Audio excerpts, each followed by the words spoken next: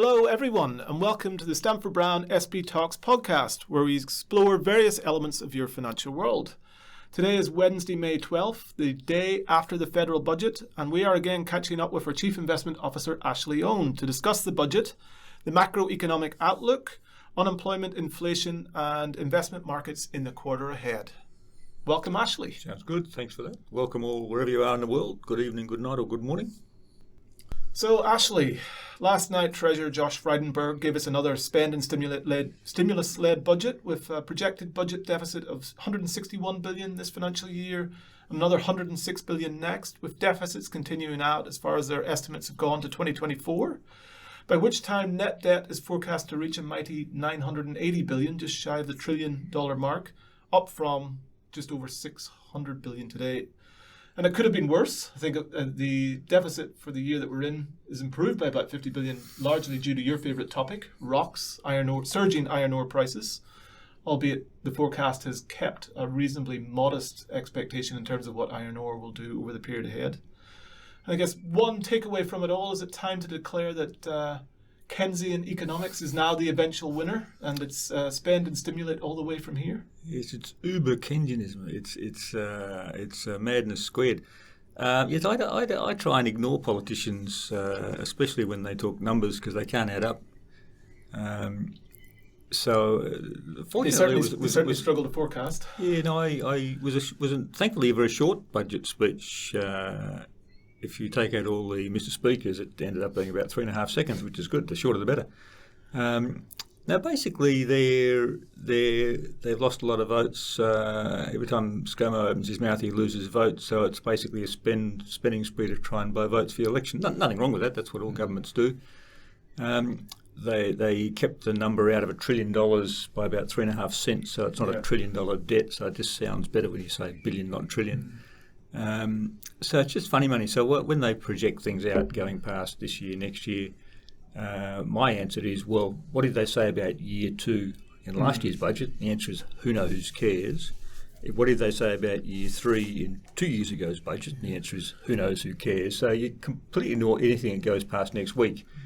Particularly, I think, given the volatility of commodity prices and the impact on the budget. Yeah, so it's just meaningless drivel, really. So the only really important thing to take out is the fact that and the GFC was the turning point of the 30 years of Reagan, Thatcher, Volcker type deregulation, small government, low taxes, globalisation, etc. The GFC was a turning point, and that turned towards very much big government, big handouts, much big more support. Intervention. And 10, 12 years later, we have the virus, the recession. So they're now gone completely mad, and not mad, but completely opposite to what they were 30 years. A bit like Roosevelt in the 30s and 40s. Basically, government's there to do everything. Government run everything, they own everything, they control everything. Provide a safety net for everything. There's a safety net for everything, including companies and who knows what. So it's complete about face. So basically, the budget, as a one-liner, basically says just free money forever. Meanwhile, the RBA has promised to keep rates at 0 for 3 years. It won't, it can't, but it's promising. Yeah, that's an interesting point. You look at some of the forecasts, and again, your point is 100% correct in terms of what are they worth, but they've made fairly benign unemployment forecasts there, I think, coming down to about 4.5 over the 5-year outlook. I think inflation, they projected that it would spike in the short term, I guess, as a factor of what happened 12 months ago, and then would track approximately 1.75 to 2.5% over the next 5 years. It's really, they're not making any calls there at all. Yeah, completely ignore that. It's just forecast by politicians. Now, the unemployment's interesting. There's 3 official targets for unemployment. Treasury has one, which is government-ish. The Treasurer has another one, and then the RBA has a third number for unemployment target, which is lower than the rest. So the aim being that central banks are trying to create inflation. Why, I have no idea. Inflation is legalised theft, but they want inflation because inflation's good. It inflates away their debts. So in order to do that, you've got to create wages increases because people spend more money. They create price inflation if there's more money to spend. So they need to create wage inflation, and in order to do that, they've got to create a scarcity of workers. So they've got to get unemployment down below 4-ish%. The last time inflation was below 4% in Australia was 1973, and inflation was running at 18%. So they better be careful what they wish for if they wish for inflation under 4%. That's the RBA's target. Unemployment. The unemployment target. Yeah. So the RBA will have to raise rates, or at least start to talk about raising rates, as will the US Fed. This year we'll see them starting to talk about ending QE and raising rates, and that'll scare people from time to time, even though they've promised for 3 years of zero rates. But they've broken every other promise, so completely ignore those promises. So it's fun and games. So it will be it's a very inflationary budget, so we'll see inflation start to creep into markets, particularly in UK, Australia, and US and Canada are the four main markets to worry about. What do you see as the biggest drivers of that? Obviously, we've got the pick back up in things like fuel prices, but that's more short term. Everything you buy has got an oil price in it. Everything you buy in the shops has got a transport cost to it. That's doubled, tripled, quadrupled over the last year. Commodities have risen by 20, 30, 40, 50% over the last year. So every building, the housing boom in Australia is very inflationary because everything you buy, every brick you buy is now cost double what it was a year ago. Huge spikes in timber.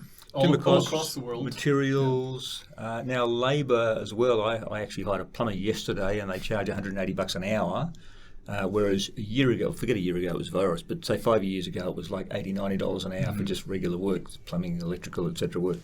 So tradies cost a lot more money, and tradies are involved in construction, which is the biggest growth industry we've got in Australia apart from government services and stuff.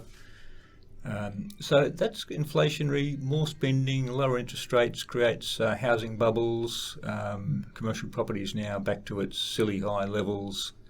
You look at sales and commercial buildings selling for 3-ish% yield, which is just madness. You would have bought 10 years ago for 10% yield. Now they're selling for 3% yield. Interest rates are a lot lower. So it's going to be inflationary, and we'll see that start to hit share prices when they start talking about rate rises over the next. It'll be regular inflation scares over the next year. Because I think when we spoke last month, we talked about, is inflation dead, and can the RBA keep rates as low as they hypothetically want to out to 20 to 24? And with this level of stimulus, also potentially with the borders remaining closed for at least another year. I don't really think they've got an idea of when they can open the borders. So that is going to drive unemployment potentially down further, which is going to be inflationary. Well, also you've got a lot of businesses rely. I talk to business people as you do. They've got plenty of orders. They can't fill them. They can't find staff. So you can't get backpackers. You go to a restaurant. They're backpackers. You can't get backpackers now. So I think it's noticeable. I've noticed going into various stores in recent times that the signs are back up. We're hiring. Everyone's hiring. They can't find staff. 457 visas, skilled staff, engineers, doctors, all of those can't come in. So a lot of that demand is going to be filled by Australians who are taking the jobs, and they'll want more money. So I can see wage inflation coming through, not immediately, but certainly with the pressure. It depends a lot, as you say, on the borders opening. And then when the borders do open, you get more tourists come back in, and backpackers will come. Plus also things like farmers can't get people to pick their strawberries. So it's very hard all around on a lot of people. Hence more money handout. So the debt level, we should talk about the total level of debt getting to $1 trillion-ish. Up until now, it's not been an issue because interest rates have been going down. So that's true. The cost of servicing the debt is Australia has had for 10, 20 years a very lazy balance sheet, i.e. we should be borrowing more to spend on bridges and roads and ports, etc. So we've got a lazy balance sheet. We've got a very low debt. There are countries that are lower debt. New Zealand's a bit lower, Germany's a bit lower, India's a bit lower, but pretty much every other country in our peers is much higher debt, including US, UK, Europe, Japan, etc. So Australia has a very lazy balance sheet. If Australia was a company, you'd hire the CEO for running a lazy balance sheet. You should be borrowing more to invest more in productive things, which pay off interest. So Australia has capacity. Why it has capacity largely comes down to one thing, which is rocks. Rocks to China. So it depends on China. China has pretty much cut off or restricted or limited exports of pretty much everything from Australia except iron ore. And LNG, which is a lesser export to China. We export most of that to Japan, Korea, Taiwan. But they've so far tried everything they can to get other cheap sources of iron ore, but they can't. They would if they could, but they can't. They've got a lot of mines being developed in Africa, take years to develop. They've got a lot of mines developed in Western China and Mongolia, take years to develop, but they're very low grade. So fortunately for Australia, just pure luck, we're sitting on some valuable rocks and China wants those rocks. So that's the only reason why the budget is so beneficial, is so big now. But we can afford to do what we can do. We can afford it. Now, that's a good thing. If it's spent wisely. If it's went well. Yeah. But I suspect that if the iron ore price wasn't $220 or $30, it's just pure spike because of the problems in South Africa and the demand from China, and they have no other sources. But I suspect if the iron ore price was still $50, $60, which it was a year ago, it would be a very different budget and they're all smiles, slapping each other on the back because of one thing, and that's iron ore prices to China. If it wasn't for that, it would be a very different flavour for the whole thing. So relying on one country to buy one sort of rock is extremely dangerous. You've got one customer, that customer says no one day, which it has to do everything else and will do for Australia's iron ore. All of a sudden you've got a different kettle of fish. So meanwhile, while the money's there, you've got to use it wisely and spend it. A lot of the budget measures went towards business incentives, which is good. A lot of it went towards tax cuts for people who will spend it. Lower middle income workers, they give them $10 to spend it on buying cheap crap from China, but that's another story. They'll spend it, goes 3 shops, and it involves Australians to deliver the thing, so at least it's beneficial. Quite a lot of the things are to make up for the misogynist stench in Canberra. Therefore, you've got to buy the female vote, which they've done. They've sprayed money around to lots of female causes, which is good. Some of that will be well spent. Some of that will be saved. Some of that will go to paying down debts, which is a good thing. So it's free money for all, and quite a bit of that will be spent, which generates activity and jobs, and quite a bit of money will be invested, which will create jobs for the future. So it's not bad as long as the debt remains manageable, and so far it is. Who knows what year 2 and 3, it'll depend on the commodity prices and the dollar, we don't know. And what happens with the virus around the world as well. And the virus, when we open up the borders again, don't know. So it'll be a long time until the population in Australia will be vaccinated. And that's right. And we're travelling again, or certainly welcoming international visitors again. Meanwhile, company revenue, all that money, great deal of that money will go into company revenues, and a lot of that will go into company profits, and a lot of that will go into company dividends. So that's why share prices are doing all around the world. And we've seen a bit of a cycle in recent months. The Nasdaq's been sort of underperforming some of the broader indexes internationally, which has seen that having the technology sector hugely led the charge last year in a speculative way. It's not collapsing, but there is a moderate drift back to other sectors. Yeah, it's been flat. Was up. I mean, the Apples and Amazons and Microsofts were up 70, 80, 90, 100% last year. Now they've been flat, so they're still up net. And the reason for that really is drift back towards financials and a few more traditional. Basically, it's two things are happening. One is the rising bond yields means the discount rates for valuing future cash flows in the never of Amazon and Facebook and Apple and Tesla.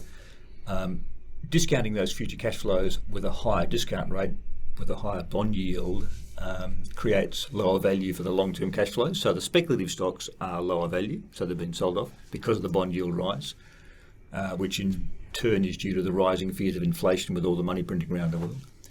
The other factor of this change of shape of the share market sort of last year versus this year is that this year, people are looking at the companies that will do best out of the recoveries. So the cyclical companies, which includes the banks, it includes any manufacturing, any retailing. So those companies are doing quite well, which are traditional value type stocks. They're cheap, and they have been cheap over the last 3 or 4, 5 years. So those have been doing well, and the growth stocks of the tech stocks, etc., online retailing, social media stocks, which are high growth potentially but expensive in the current environment, they've been flat basically this year. So it's a change in shape of the market this year versus last year. And I guess that brings us to the quarter ahead. You published your quarterly outlook in the last few weeks.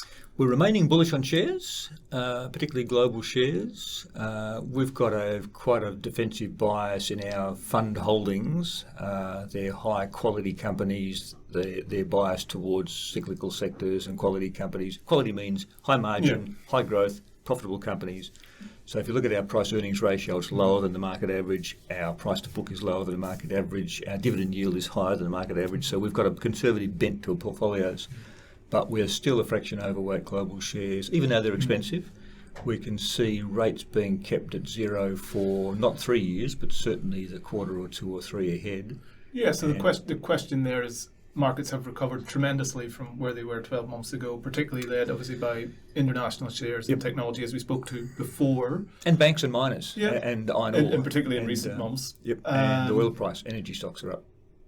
What pause for thought did you have in terms of, is it time to take more profits? Well, all our portfolios, could we run the conservative right through to the high growth portfolios, they're all running around about 2 or 3% ahead of their target. So a 65% growth portfolio was running at 68%.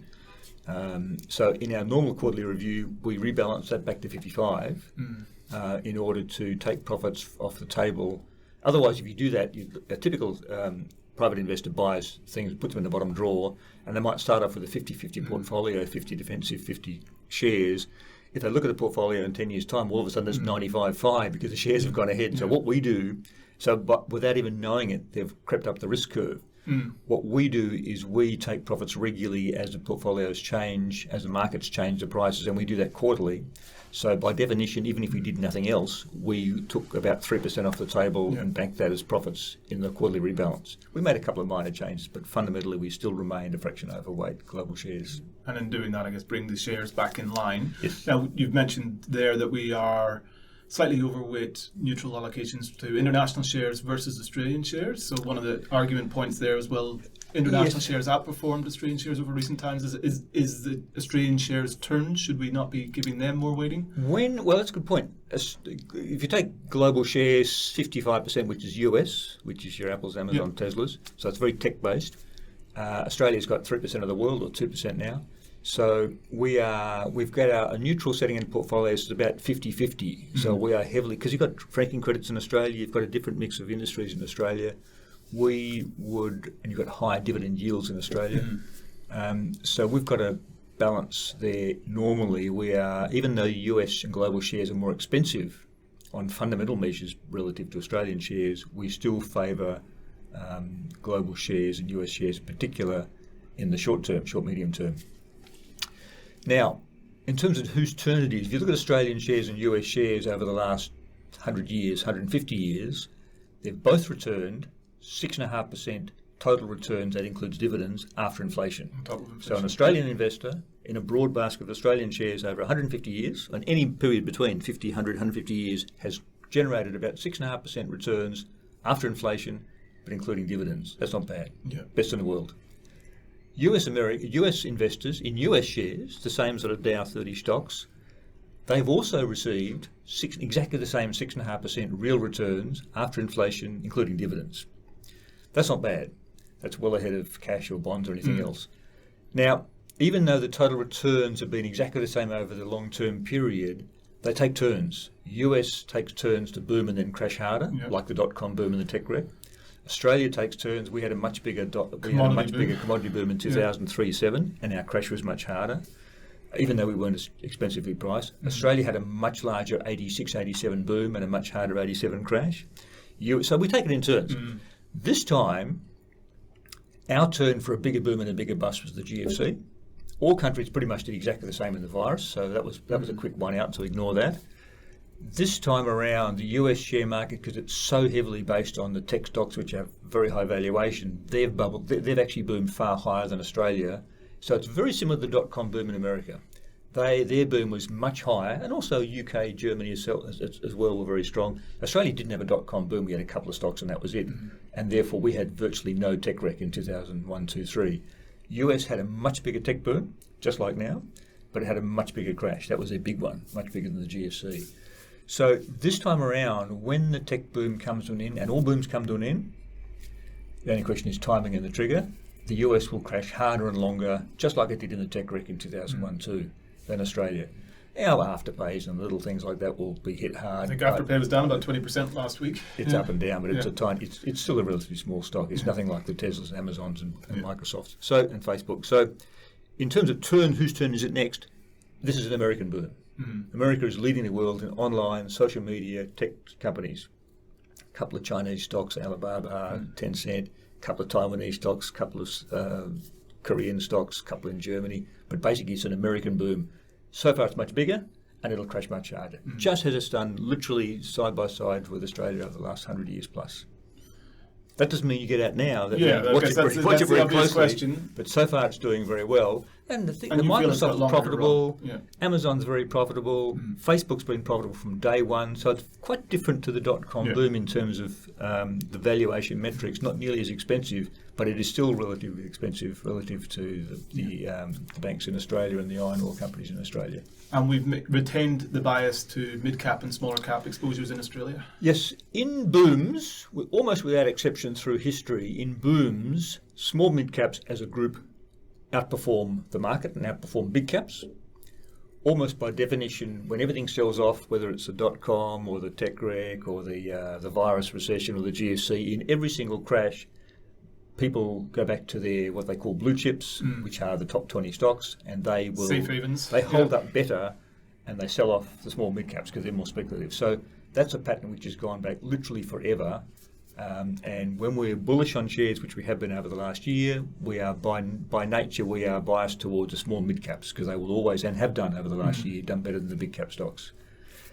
In sell-offs. Last year, GFC, etc., 2018, we will skew that towards big caps. And that always works because big caps are the safe haven.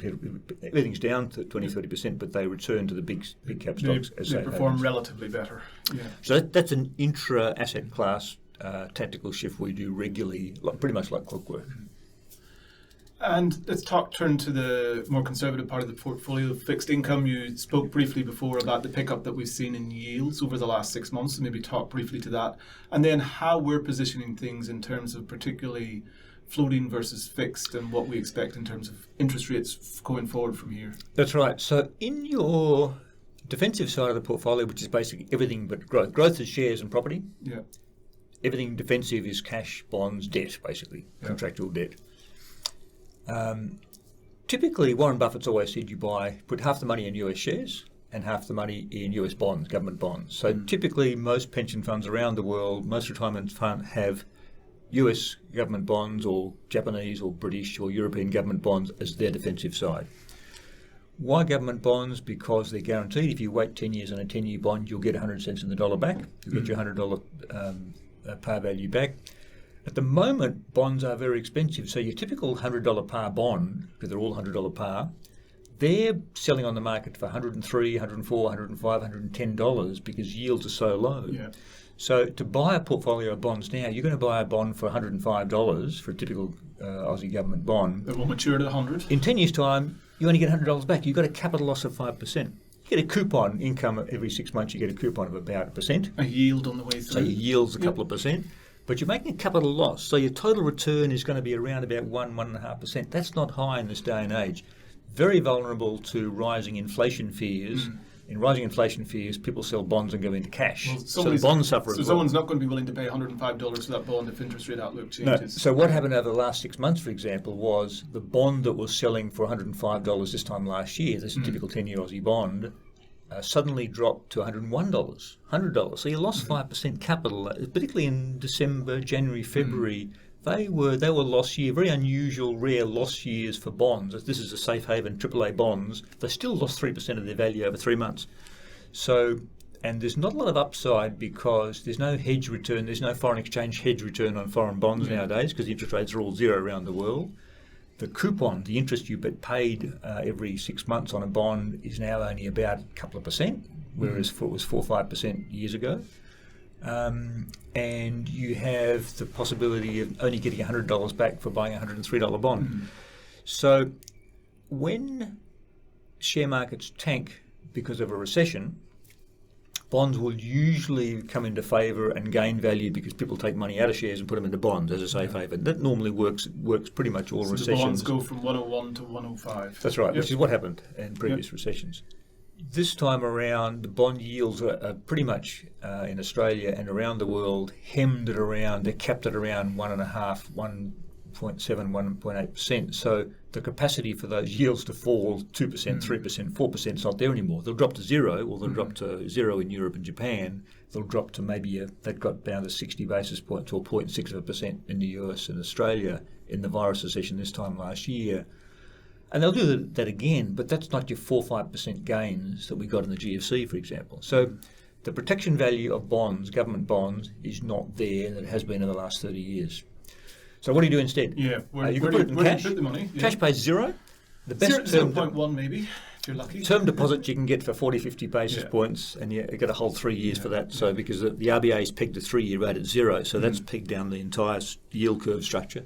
One thing I did notice is some of the banks have started to slightly re-rate their fixed rate 3 and 5 year mortgages, which they had been offering at a stage at sub 2. They're very low. They started to creep them up a little bit. Because they know that when they refinance those in a year or two, 3 years' time, the RBA has kept that first 3 years flat at zero, but the long-term curve is actually quite steep. So they know that as they refinance those, they've got to start buying more long-term money. The other thing that's happened is that the government's $200 billion term lending facility, at which they are lending about $10 billion a week to banks at 0.1% to on-lend for 3 years to customers, that's being stopped. So it'll stop in June. So banks are now saying, okay, that's gone. I've got to get back to Europe to borrow money in July onwards. So what's the that's market rate? causing the yield, the cost of funds for banks to rise slightly, and over time it will. So as those programs run off, the mortgage rates, I've always said 6 months ago, there has never been a time in history that a better time to lock in fixed rates. So I was telling everyone lock in their fixed rate 6 months ago. It's still a good plan now to do that, but you're not going to get rates as low again unless we get another big virus shot down like last year. So back in my day, I was paying 18% of my mortgage in the late 80s, and I paid it off in the late 90s, never had a mortgage since. Nowadays, kids are running around with 3 or 4% mortgages. Now they're under 2%, under 3%. So if you can lock in now, we had a client the other day, and the debate was whether you lock in for 5 years at, I could get the numbers wrong, but 5 years at, 1.5% or 7 years at 1.9. I said, it's one digit, doesn't matter.